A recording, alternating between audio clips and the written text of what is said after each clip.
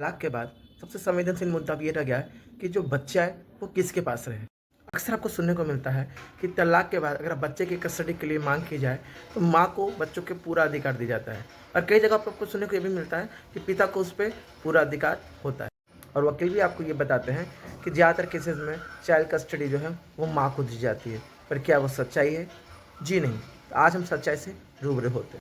ज़्यादातर केसेस में आपको देखने को मिलता है कि अगर वो बच्चा 5 साल से छोटा है, तो माँ को ही उसका पैरेंटल कंट्रोल दिया जाता है क्योंकि उसकी दूध और उसको देखभाल ज़िम्मेदारी जो है, वो माँ अच्छे से निभा सकती है। लेकिन हमारे न्यायाधीश पैरेंटल कस्टडी देते वक़्त में सिर्फ़ फाइनेंशियल कंडीशन को या माँ का ही देखभाल को मद्देनज़र रखते हुए पैरेंटल कस्टडी नहीं देते।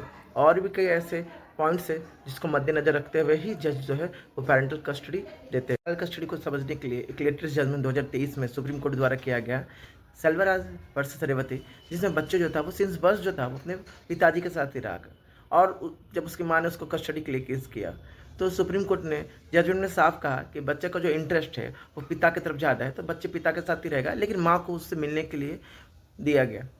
ऐसे कई केसेस है जहाँ पर चाइल्ड कस्टडी पिताजी को दिया गया। तो जजेस जो है वो कुछ पॉइंट्स जो होते हैं वो अपना निर्धारित करते हैं जिसके तहत में वो चाइल्ड कस्टडी पेरेंट्स को देते हैं। तो आइए इसको और विस्तार से समझते हैं। Parental fitness, parental involvement, child welfare, child preferences और मदर अनफिटनेस, ये सारे पॉइंट जो है जो जज साहब सबसे पहले नज़र रखते हैं, उसके आधार पे ही वो फैसला लेते हैं कि बच्चों को किसकी कस्टडी दी जाए। इसको विस्तार में जानने के लिए आप हमारे ब्लॉग को देखते रहिए और आपको कोई भी लॉ से रिलेटेड संबंध हो आप free of cost legal aid हमसे ले सकते हैं। धन्यवाद।